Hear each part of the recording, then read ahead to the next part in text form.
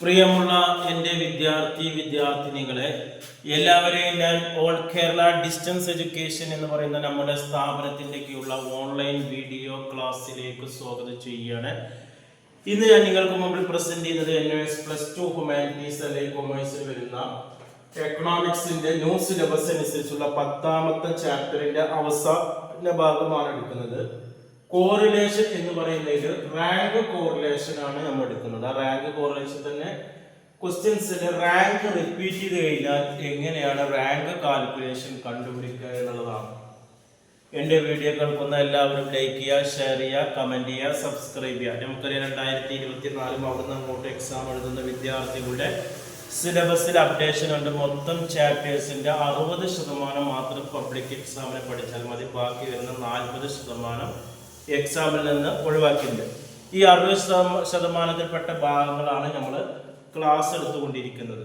മുമ്പൊക്കെ നമ്മൾ Spiderman rank കോറിലേഷന്റെ കുറച്ച് ഭാഗം എടുത്തു. അതിന് മുമ്പ് കാൾപേഴ്സൺ എടുത്തു, അതുപോലെ തന്നെ സ്കാറ്റർ ഡയഗ്രാം എടുത്തു, ടൈപ്പ് ഓഫ് കോറിലേഷൻ എടുത്തു, എന്താണ് കോറിലേഷൻ എടുത്തു, ഡിഗ്രി ഓഫ് കോറിലേഷൻ പറഞ്ഞു. ഇന്ന് അവസാന ഭാഗമായിട്ടുള്ള റാങ്ക് കോറിലേഷനിൽ റാങ്ക് റിപ്പീറ്റ് ചെയ്ത് കഴിഞ്ഞാൽ എങ്ങനെയാണ് റാങ്ക് കോറിലേഷൻ കണ്ടുപിടിക്കുക എന്നുള്ളതിനെ കുറിച്ചിട്ടാണ് ഇന്നത്തെ നമ്മളെ ക്വസ്റ്റ്യൻസിൽ വരുന്നത്. ഓക്കെ, നമ്മളിവിടെ ക്വസ്റ്റ്യൻസ് ചെയ്തിട്ടുണ്ട്. Calculate R of 6 students from the following data എന്നുള്ളതാണ്. R എന്ന് പറഞ്ഞാൽ റാങ്ക് കോറിലേഷൻ, വലിയ അക്ഷരം R എന്ന് പറയുമ്പോൾ റാങ്ക് കോറിലേഷനും ചെറിയ അക്ഷരം R എന്ന് പറഞ്ഞാൽ കാൾപിയേഴ്സൺ കോഎഫിഷ്യന്റ് ഓഫ് കോറിലേഷൻ ആണ്. വെറും R എന്ന് പറഞ്ഞാൽ റാങ്ക് കോറിലേഷൻ 6 സ്റ്റുഡൻസിന്റെ ആണ്.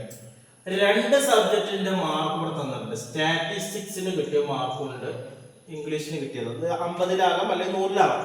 ഓരോ വിഷയത്തിന് കിട്ടിയ മാർക്കുണ്ട്. ഇത് വെച്ചിട്ട് നമുക്ക് റാങ്ക് കോറിലേഷൻ കണ്ടുപിടിക്കാം. അപ്പൊ ഇവിടെ നമുക്ക് റാങ്ക് തന്നിട്ടില്ല. റാങ്ക് തന്നിട്ടില്ലെങ്കിൽ നമ്മൾ റാങ്ക് ഇട്ട് കൊടുക്കണം. ഏറ്റവും വലുതിന് 1, പിന്നെ അതിന്റെ തൊട്ട് താഴെ 2, അങ്ങനെ നമ്മൾ 2 സബ്ജക്റ്റിനും സ്റ്റാറ്റിസ്റ്റിക്സിനും 6 വിദ്യാർത്ഥികൾക്ക് കിട്ടിയ റാങ്ക് കൊടുക്കണം, ഇംഗ്ലീഷിനും 6 വിദ്യാർത്ഥികൾക്ക് കിട്ടിയ റാങ്ക് കൊടുക്കണം. അപ്പോൾ നമ്മൾ ഫസ്റ്റ് കോളായിട്ട് നമ്മൾ മാർക്കിംഗ് സ്റ്റാറ്റി എഴുതാൻ. സ്റ്റാറ്റിസ്റ്റിക്സിന്റെ മാർക്കാണ് ഞാൻ എഴുതുന്നത്. എത്ര കിട്ടിയത്? 40, 42, 45, 35, 36, 39. ഇനി നമുക്ക് റാങ്ക് കൊടുക്കണം. ഇത് നമ്മൾ ഫസ്റ്റ് സബ്ജക്റ്റ് ആണ്. അപ്പൊ R1 റാങ്ക് കൊടുക്കാം കേട്ടോ. ഫസ്റ്റ് സബ്ജക്ട് നേരെ R1 ആണ്. രണ്ടാമത്തെ സബ്ജക്റ്റ് ആണ് R2. ഇതിൽ ഏറ്റവും വലുത് ഏതാ നോക്കുക? 45 ആണ്. അപ്പൊ അതിന് നേരെ 1 റാങ്ക്. അതിന് തൊട്ട് താഴെ 42, 43, അതിന് തൊട്ട് താഴെ 39, 4, 35, 5, 35, 6. അപ്പൊ ഇവിടെ റിപ്പീറ്റ് ചെയ്യുന്നില്ല. 1 മുതൽ 6 വരെ റാങ്ക് റിപ്പീറ്റ് ചെയ്യുന്നില്ല. ഇനി അടുത്ത ഇംഗ്ലീഷിൽ നോക്കാം. ഇംഗ്ലീഷ് നമ്മൾ ഇവിടെ എഴുതണം. മാർക്ക് ഇംഗ്ലീഷാണ്.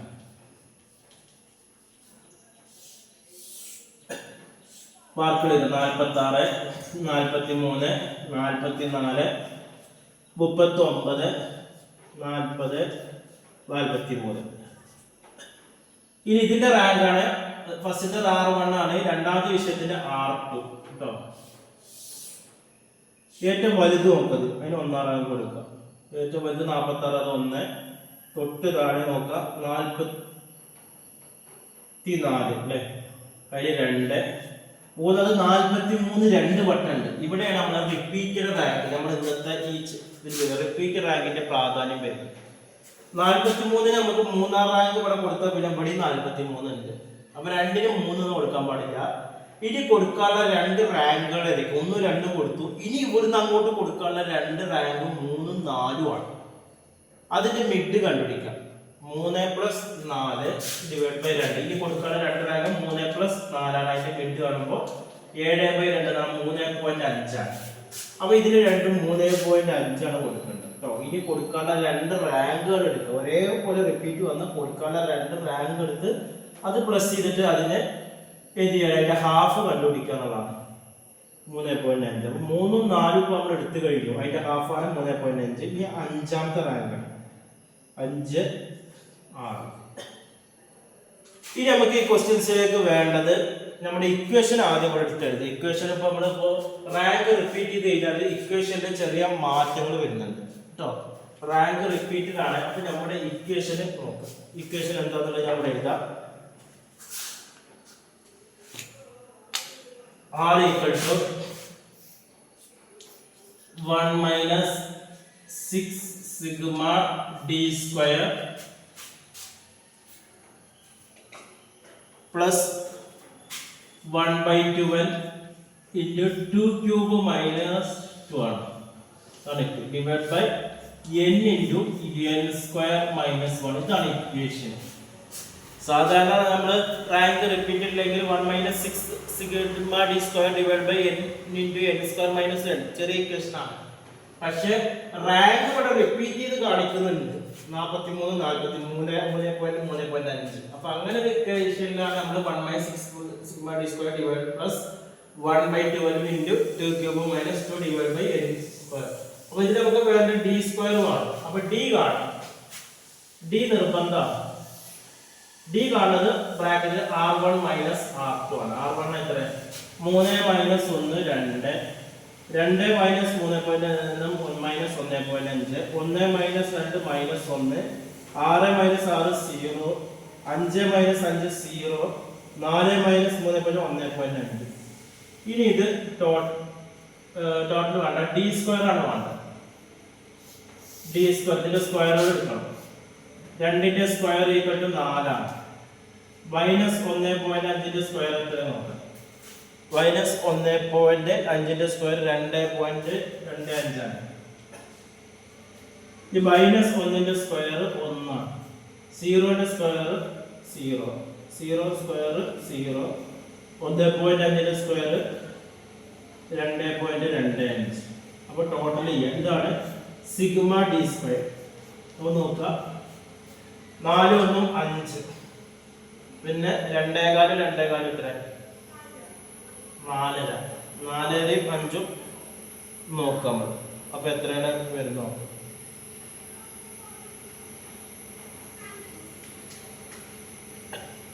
4 2.5 0. ഇവിടെ നമ്മൾ 4 മൈനസ് 3.5 വരുന്നത് കേട്ടോ.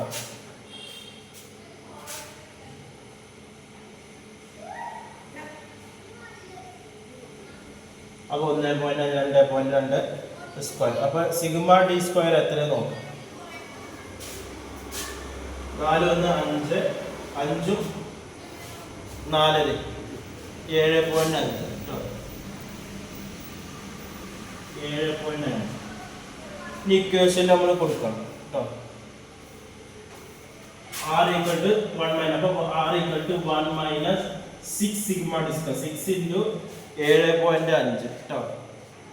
7.5 plus 1 by 12 into 2 cube minus 2 divided by n അറിയുമ്പോൾ എത്ര ആണ്? 6 ആണ്. 6 into 6 square minus 1.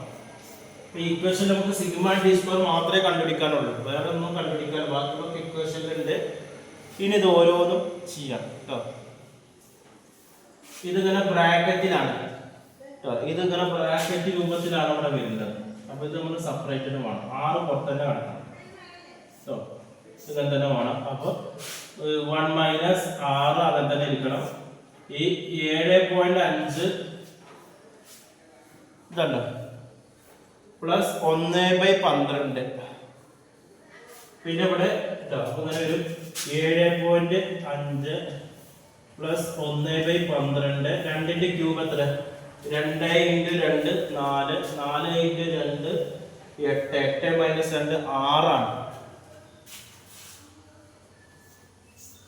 Divide by 6 into 6ന്റെ square 36 പോയാൽ 35 ഇങ്ങനെ വരും. അപ്പൊ ഇതിനെ വരുന്നത് 1 മൈനസ് 6. ഇത് ആദ്യം നമ്മൾ എന്ത് ചെയ്യണം? 7.5 പ്ലസ് 1/2 12. ഇത് ബ്രാക്കറ്റിലാണ് കേട്ടോ. 6 മൈനസ്. അപ്പൊ ഇത് നമ്മൾ വിളിക്കണം 1 into 6 6/2 അങ്ങനെ ചെയ്യണം കേട്ടോ. 7.12 ആണ്. 6/12 വരും കേട്ടോ. അപ്പോൾ 1 ഇത് നമ്മൾ കാൽക്കുലേറ്റ് തന്നെ ചെയ്യണം. 6 × 7.5 പ്ലസ് 1/12 പിന്നെ അങ്ങനെ ചെയ്ത് കഴിഞ്ഞാൽ 0.5 വരും കേട്ടോ. 0.5 ഡിവൈഡ് ബൈ 6 × 35 210. ഈ 1 ഇവിടെ തന്നെ കണക്കും കേട്ടോ. ഇനി ഇത് ഇങ്ങനെ തന്നെ കണക്കും. 1 ഇത് ഇങ്ങനെ തന്നെ കണക്കണം. ഈ 7.5 കൂടെ 0.5 ഇതായ എത്രയാണ് വരുന്നത്? 8 ആണ്. അപ്പോൾ 6 × 8 ഡിവൈഡ് ബൈ 210. അപ്പോൾ നമ്മൾ ആദ്യം 8നെ 210 കൊണ്ട് ഡിവൈഡ് ചെയ്യുക. കിട്ടിയ സംഖ്യനെ 6 കൊണ്ട് ഗുണിക്കുക. എന്നിട്ട് 1 മൈനസ് ചെയ്യുക. അപ്പോൾ കിട്ടുന്നതാണ് 0.771. ഇവിടെ ചെയ്യേണ്ട ഒരിക്കലും നമ്മൾ 1 6 മൈനസ് ചെയ്യുക. 1 ഏറ്റവും അവസാനം എടുക്കാൻ പറ്റും. ആദ്യം നമ്മൾ ചെയ്യേണ്ടത് 8നെ 210 ബ്രാക്കറ്റിലുള്ള ചെയ്യുക. 8നെ 210 കൊണ്ട് ഡിവൈഡ് ചെയ്യുക. കിട്ടിയ ഉത്തരത്തെ 6 കൊണ്ട് ഗുണിക്കുക. എന്നിട്ട് 1 ആ കിട്ടിയ ആൻസർ മൈനസ് ചെയ്യുക. 0.77. അപ്പോൾ ഇതുമായി ബന്ധപ്പെട്ട് എന്തെങ്കിലും സംശയമുണ്ട്, കാൽക്കുലേഷൻ നല്ല ശ്രദ്ധിക്കണം. ഇവിടെയൊക്കെ നമ്മുടെ ഈ ബ്രാക്കറ്റിൻ്റെ ഉള്ളിലുള്ളതൊക്കെ ആദ്യം ഇങ്ങനെ ചെയ്ത് പോകണം. ഇവിടെ പുറത്തുള്ളത് അവസാനമേ നമ്മൾ എന്ത് ചെയ്യുള്ളൂ, അതിൽ നിന്ന് കഴിച്ചു പോകാൻ പറ്റുള്ളൂ. ഇതുമായി ബന്ധപ്പെട്ട് എന്തെങ്കിലുമൊക്കെ സംശയം ഉണ്ടെങ്കിൽ ചോദിക്കാം. തുടർന്നുള്ള ക്ലാസ്സുകൾക്കും NS SSLC +2 1 മാസം കൊണ്ട് 2 മാസം കൊണ്ട് 3 മാസം കൊണ്ട് ഇതിൻ്റെ അഡ്മിഷനും ക്ലാസ്സുകളും ഗൈഡുകളൊക്കെ നമ്മുടെ സ്ഥാപനത്തിൻ്റെ കീഴിൽ നൽകുന്നുണ്ട്. ഗൾഫിലുള്ളവർക്ക് നാട്ടിലെ ലീവിന് വരുന്ന സമയത്ത് ക്ലാസ് എക്സാം എഴുതേണ്ട രീതിയിൽ നമ്മൾ അറേഞ്ച് ചെയ്ത് കൊടുക്കുന്നുണ്ട്. വീട്ടിൽ നിന്ന് പരീക്ഷ എഴുതാൻ പറ്റുന്ന പോസ്റ്റ് എഡ്യൂക്കേഷൻ ബോർഡിൻ്റെ കീഴിലുള്ള SSLC +2 അഡ്മിഷനും ശ്രീനാരായണ ഇഗ്നോ യൂണിവേഴ്സിറ്റിയുടെ ഡിഗ്രി PG അഡ്മിഷനും നമ്മുടെ സ്ഥാപനത്തിൻ്റെ കീഴിൽ ചെയ്തു കൊടുക്കുന്നുണ്ട്. അഡ്മിഷനും മറ്റു കാര്യങ്ങൾക്ക് കോൺടാക്ട് ചെയ്യേണ്ട വാട്സപ്പ് നമ്പർ നമ്മുടെ ചാനലിൻ്റെ ഡിസ്ക്രിപ്ഷൻ ബോക്സിലുണ്ട്. അത് നിങ്ങൾ കോൺടാക്ട് ചെയ്യുക. 9037114679. Okay, thank you.